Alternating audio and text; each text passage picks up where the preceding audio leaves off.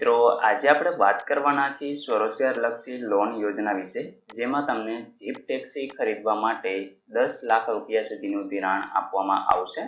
આમના online form ભરવાના શરૂ થઈ ગયેલ છે. ઓનલાઈન ફોર્મ કેવી રીતે ભરવું એના વિશે સંપૂર્ણ માહિતી તમને આ વિડીયોની અંદર આપવાની છે, તો વિડીયોને પૂરો જોવા વિનંતી.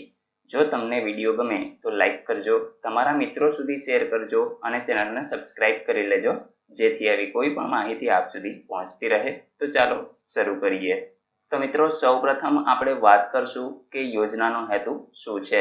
ગુજરાત સફાઈ કામદાર વિકાસ નિગમ ગાંધીનગર દ્વારા વ્હીકલ લોન યોજના હેઠળ નિયત થયેલ યુનિટ કોસ્ટની મર્યાદામાં સફાઈ કામદાર અથવા તો એમના આશ્રિતના પુનઃ સ્થાપન માટે વ્યક્તિગત રૂપિયા 10 લાખ સુધીની લોન અથવા તો ધિરાણ 6% વ્યાજ દરે તમને આપવામાં આવશે. તો મિત્રો તમને ટેક્સી ખરીદવા માટે 10 લાખ રૂપિયા સુધીની લોન છે સરકાર દ્વારા 6% વ્યાજ દરે છે આપવામાં આવે છે.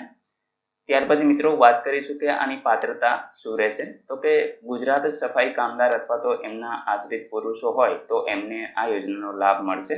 અગાઉની અરજદારની જે ઉંમર છે એ ઓછામાં ઓછી 18 વર્ષ અને વધુમાં વધુ 50 વર્ષ એનાથી ઓછી હોવી જોઈએ. હવે મિત્રો આને ડોક્યુમેન્ટ ક્યાં જોશે તમારે ઓનલાઈન અરજી કરવા માટે?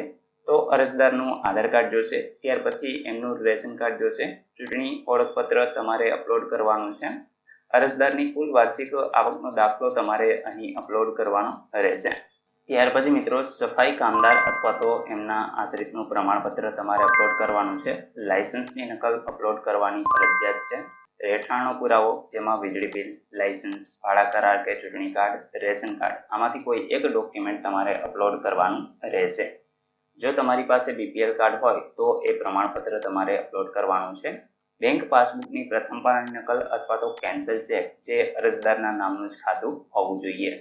અગાઉ આ યોજનામાં લાભ લીધો નથી એ અંગેનું એક બાહેંધરી પત્રક પણ તમારે અપલોડ કરવાનું રહેશે. તો મિત્રો આટલા ડોક્યુમેન્ટ છે એ તમારે અવશ્ય અપલોડ કરવાના રહેશે. આ બધાને સ્કેન કરી લેજો, જેથી તમે ફોર્મ ભરો ત્યારે તમને કોઈ અન્ય તકલીફ ન પડે. મિત્રો આશા રાખું છું કે આ વિડીયોની અંદર તમને તમામ માહિતી મળી ગઈ છે. આના ઓનલાઈન ફોર્મ ભરવા માટે તમે ઈ સમાજ કલ્યાણનું જે ઓફિશિયલ પોર્ટલ છે એના ઉપર જઈ અને ઓનલાઈન અરજી કરી શકશો. મિત્રો આપણે પોસિબલ હશે તો ઓનલાઈન ફોર્મ ભરવા વિશેનો વિડીયો પણ ટૂંક સમયમાં જ અપલોડ કરી દેશું. તો તમે ચેનલ સાથે અવશ્ય જોડાઈ જજો, જેથી નોટિફિકેશન દ્વારા તમને જાણ થાય અને તમે જાતે જ એ જોઈ અને ઓનલાઈન અરજી કરી શકો. જો આ વિડીયો ગમે તો લાઈક કરજો, તમારા મિત્રો સુધી શેર કરજો. વિડીયો જોવા બદલ આપનો ખૂબ ખૂબ આભાર. મળીએ એક નવા વિડીયો સાથે. ત્યાં સુધી જય હિન્દ.